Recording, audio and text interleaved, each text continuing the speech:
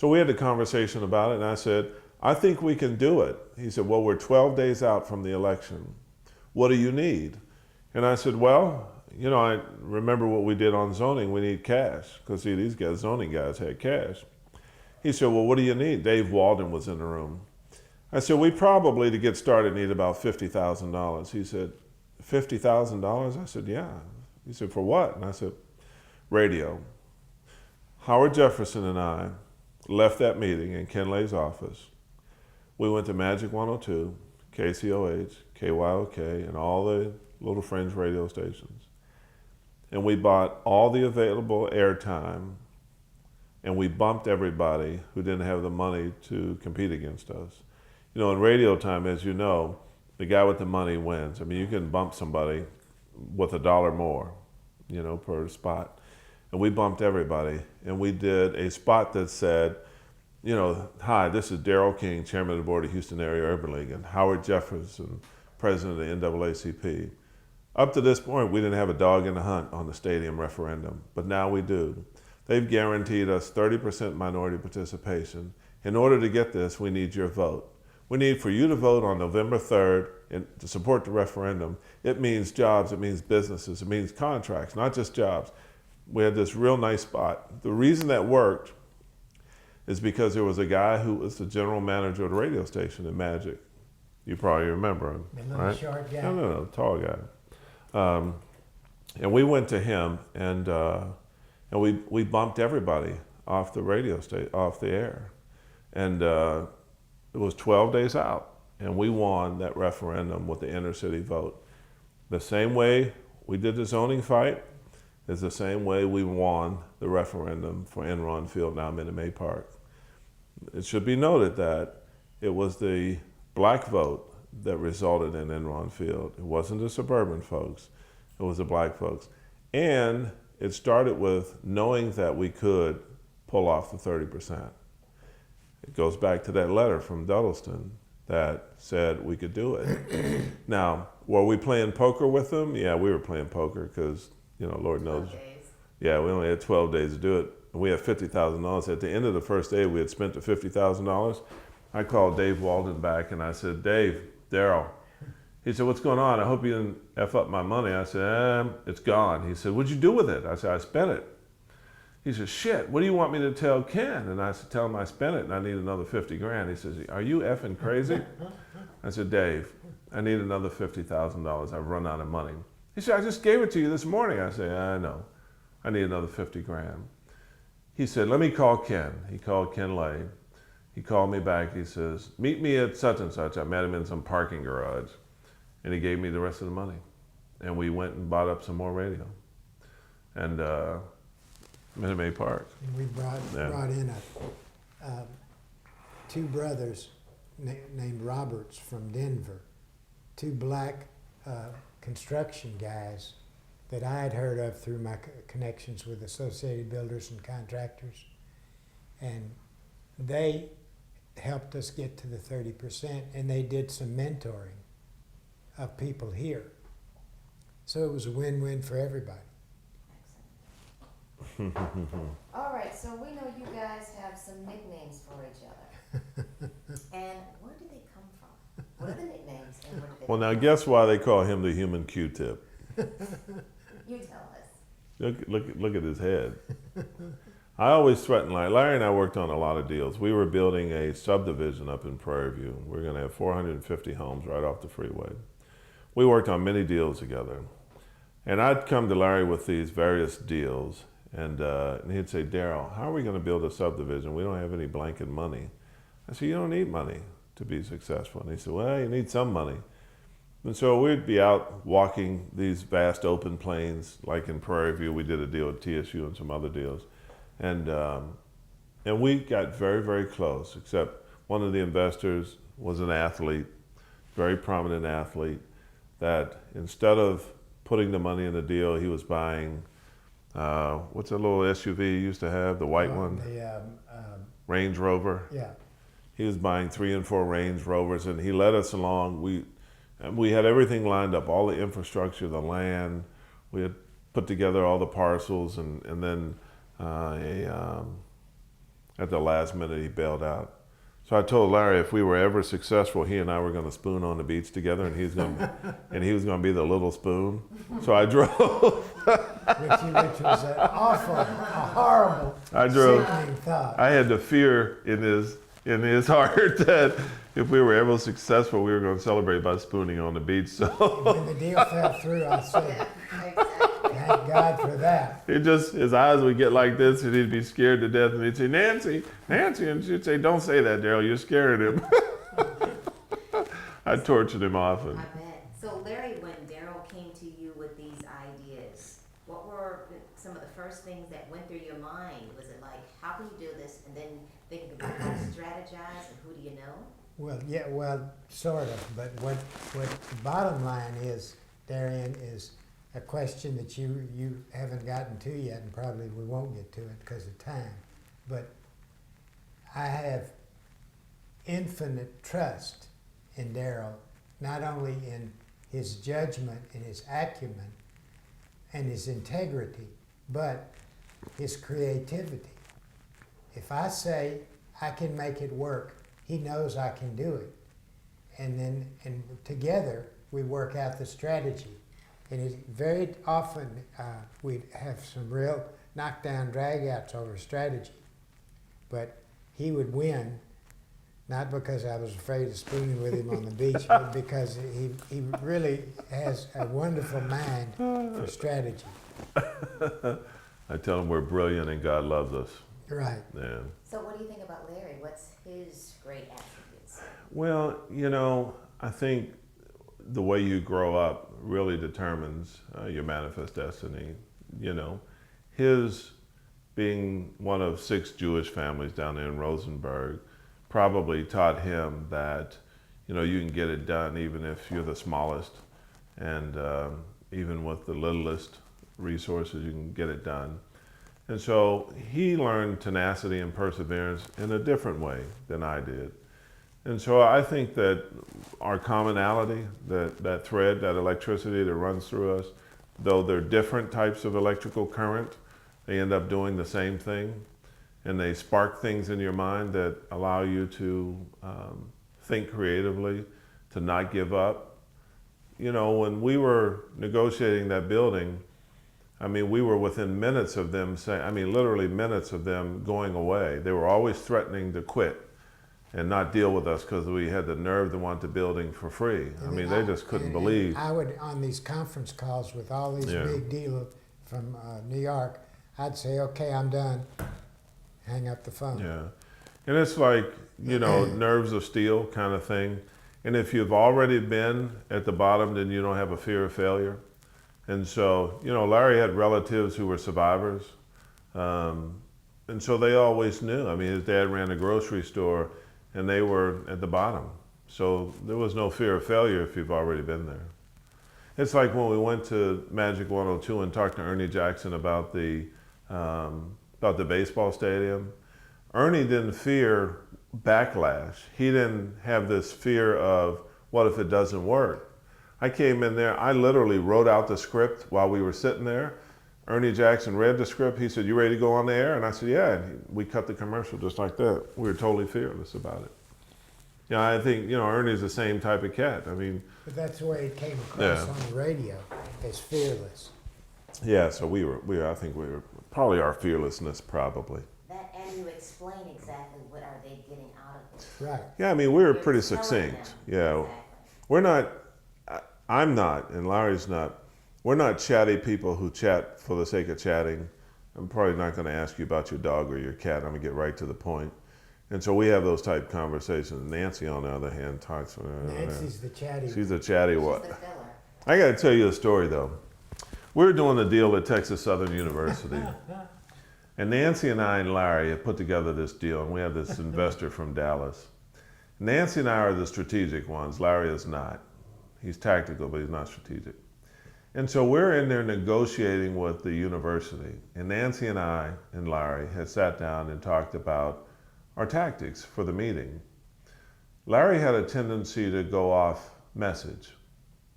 So Nancy and I were sitting there across the table frustrated with Larry about him always getting off message. And so Nancy's kicking him under the table, trying to nudge him because he's being chatterboxy kind of fellow and talking about things that weren't conducive to the deal. So Nancy's gingerly kicking him under the table to get him to shut the hell up, right? What do you think Larry does in the middle of the meeting? Last minute negotiations, we're down to cutting time, we're going to make $1 million apiece. Larry screams, "Damn it, Nancy, why are you kicking me under the damn table?" And of course that revealed to everybody in the negotiations that we were split, that we weren't together on the deal, right? We get to the elevator and Nancy and I cuss Larry out. I mean, one of the many times we've cussed Larry out because he gets in the deal and talks too damn much. So she's not the only one that's the chatty one. That's right. He's a little chatty himself. Yeah. You're funny. What about your legacies? What do you want people to say about you? Let me take that first, Larry. One of the reasons I wanted you to visit with us is because, and not just because, Larry's had how many surgeries? 4. And what were they? A triple heart bypass and an aortic valve replacement and Stomach aneurysm? yeah, an abdominal aneurysm in the belly. Larry and I were riding out to Prairie View to look at a land deal. We wanted to build 450 houses out there. We were going to be fabulously rich. We didn't have any money, by the way. But now remember, we didn't have any money when we bought the Urban League building either, so I said, why worry about money? Larry was facing the aneurysm surgery, and it was pretty bad. And I had a bad feeling about it. And in his mind, he wasn't expected to live. And so we're driving out to Prairie View, and he's driving. I'm a passenger, which is hard for me. I don't like that at all. And Larry wants to talk to me about his surgery. And he says, you know, Darryl, the chances of me surviving this surgery are probably pretty slim. Don't say anything to Nancy about this, but it doesn't look good. This is bad. And I want to talk to you about helping Nancy when I'm gone.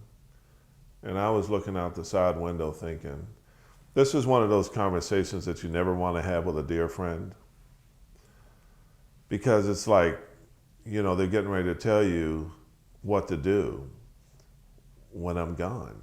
And he says, you know, don't worry about all the funeral stuff and all. Nancy's got that. He said, but, you know, Nancy needs some help in business. And I need you to look out for her. And there's some things I want you to do. And I want to talk to you about it. Now, this is on a 45-minute drive up to Prairie View, and so I can't get out of the car. And it was extraordinarily uncomfortable. He says, you're the one person I can talk to about this, and I know you'll do it. You'll keep your word. And if I leave here, I'll leave here knowing that Nancy's going to be okay. He said, I don't have to ask you to say okay or to commit to it, because I know you hearing me is good enough. And he laid out, he said, listen, here's what I need from you. And I want to go into this surgery knowing that my wife's going to be okay. Now, I got to tell you, that gave me a lot of pause. And there's a weight there. You know, you feel the weight because you're thinking, okay, well, if he dies day after tomorrow, I got to kick in gear pretty quick. So I got to have a plan myself, right? I thought, this guy is putting that on me because he dearly loves Nancy. But he wanted to make sure that, you know, if I could help her, I would help her. And so I thought about that a lot. And that kind of troubled me at the same time. And we didn't talk about it after that for years. It was a long time before I ever said anything. We had an understanding. It was two friends. I'm sure we looked like a pretty interesting couple. And it was what I was after was moral support for her. Yeah. I didn't say I need you to give her $5,000 No. a month. That was immaterial. No. There was tons of insurance. No, to he take care told of me, that. he said, she's got insurance, she's financially okay, that's not what I'm talking about. And he said, I need you to be there for her, you know, politically, business-wise, help her with this, that, and the other. And I understood it, and we didn't talk about it anymore. Fortunately, he made it through the surgery, as you can see. But then after that, he had other surgeries, I mean, that were equally ominous.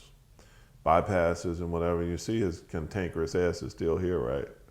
Very much so. Yeah. So Well, as I told someone the other day, I need a zipper installed from here to here so they don't have to do the cutting. Just unzip. so what do you have now, Larry? Now I have an aortic valve replaced, which, by the way, was another funny story. The doctor said, "We're going to put in a pig valve." I said, "Jim, I'm a Jewish guy. You can't put pork in my body." And he said, I don't think that's funny, Larry. The mechanical ones are not proven yet to my satisfaction." So we laughed a lot about that. But I have the aortic valve replaced. I have a pacemaker and a defibrillator here. The pacemaker keeps the heart at a steady rate continuously. The defibrillator, as he said, I said, "Jim, what does a defibrillator do?" He said, "It's to prevent sudden death." He said, "If you die, it'll bring you back." And he said, but don't test it too many times. So you're wearing a defibrillator now? Yeah. Yeah. Well, and here's the thing. My oldest brother was dying of cancer, and he had battled a long time. He had been in and out of intensive care 4 or 5 times, and he lost his battle, and so I had to make a very quick trip to Charlotte, North Carolina, and I called Larry, and I had to pay for the funeral cash. He died without insurance, and there was a lot of stuff going on. Had to help other people get to the funeral. And so I called Larry and said, "I need you to put some money in my checking account." And of course, he left his office, went and deposited money in my checking account. And I had an extraordinary amount of expenses. He died leaving a teenage son and all that stuff. And I called Larry, and probably within 15 minutes, he went to Wells Fargo and deposited money in my account. So I think when you're able to, and then I lost my little brother and my oldest brother. And so in both those instances, they both died without insurance, believe it or not, with teenage children. And so, over the years, we've had our financial challenges and circumstances.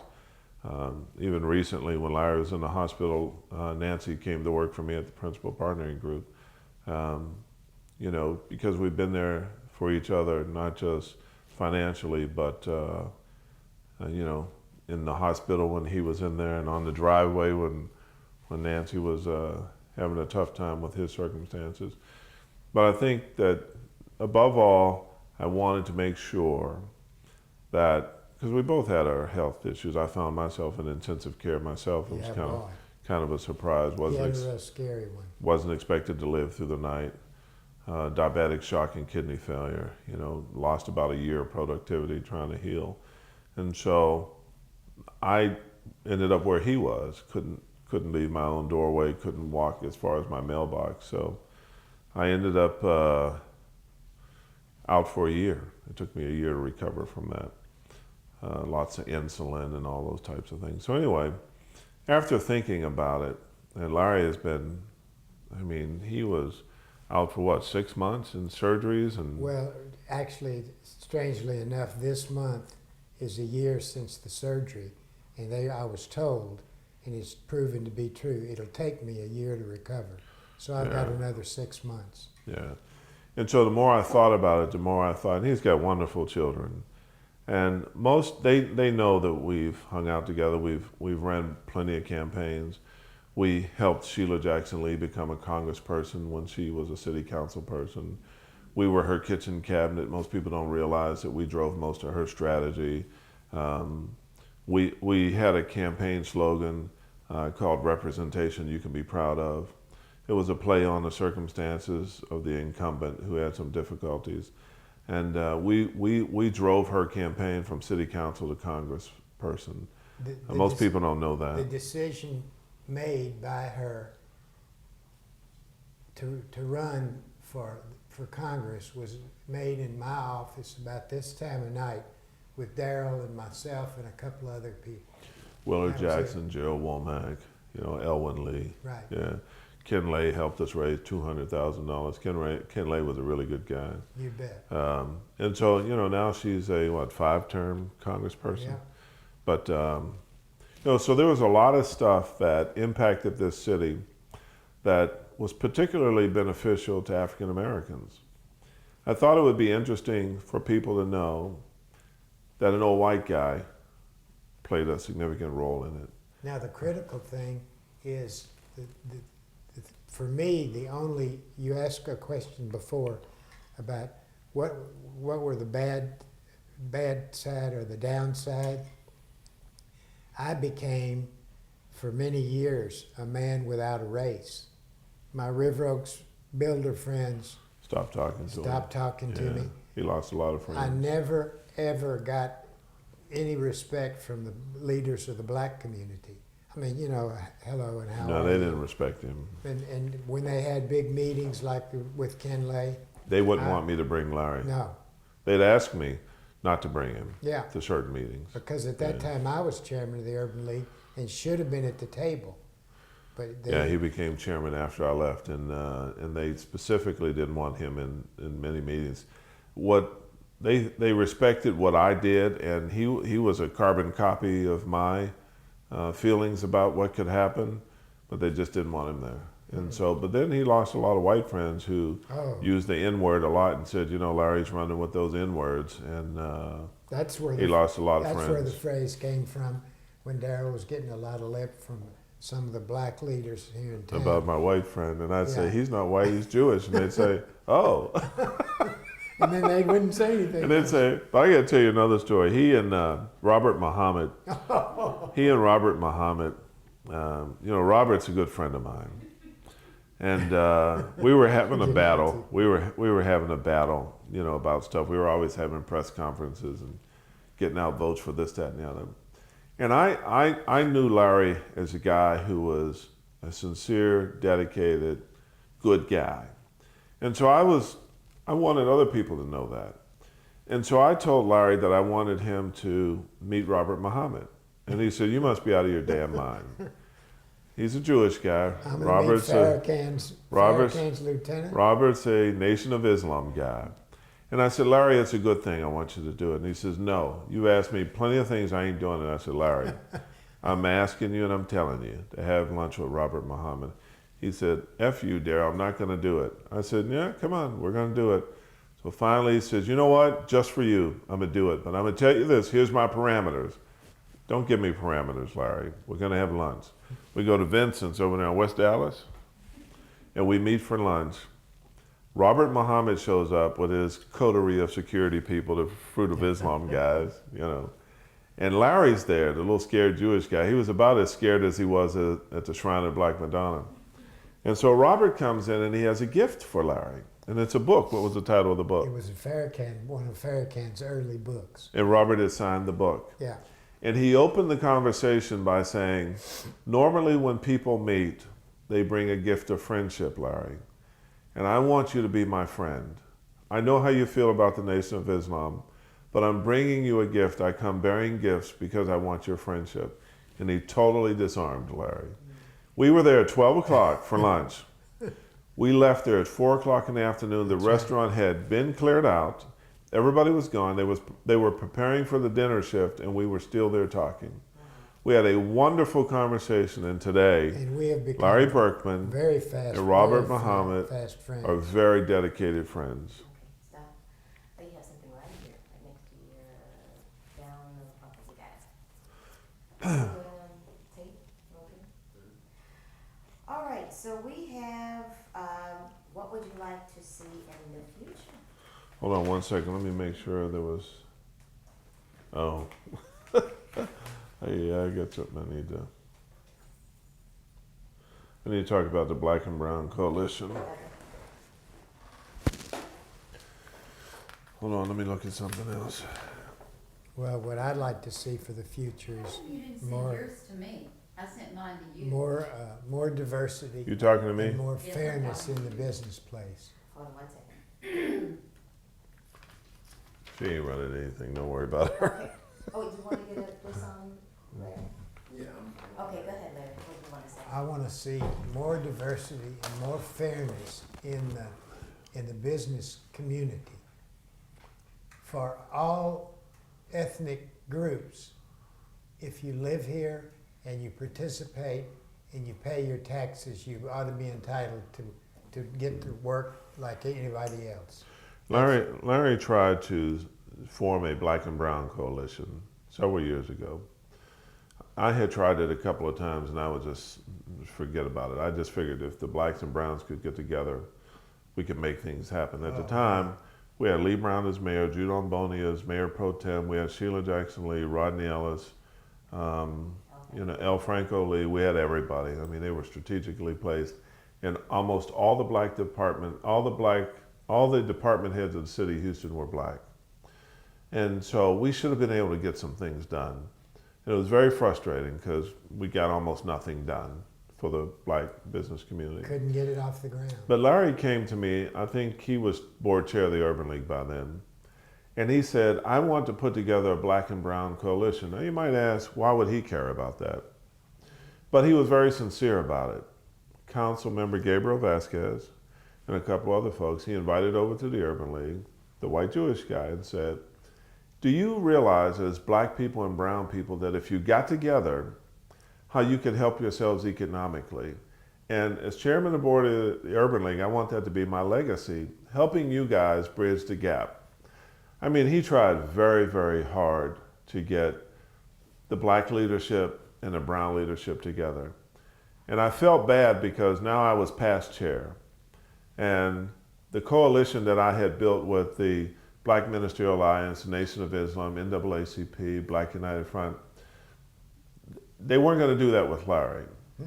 I brought those people together against the wishes of Sylvia Brooks, who just, her and Howard didn't get along. I made sure that as a coalition, that we always did everything showing respect for Reverend Lawson, the black leadership. And so I was willing to be the quietly effective guy. If you look at any of those press conferences we had, I was always standing in the back. I didn't try to take the microphone from Howard Jefferson. He wanted the microphone. I pushed Sylvia Brooks up front. I made Sylvia Brooks write letters to the editor in the Chronicle. She didn't want to do that, but we raised our profile. She was very unhappy when Howard Jefferson would take credit for stuff in the Houston Defender that the Urban League actually created and had done. The NAACP didn't do the 30%, we did the 30%.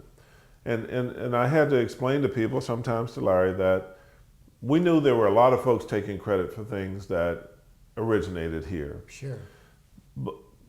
But the objective was to get it done and not necessarily have the credit for it. That was hard for a lot of people to take.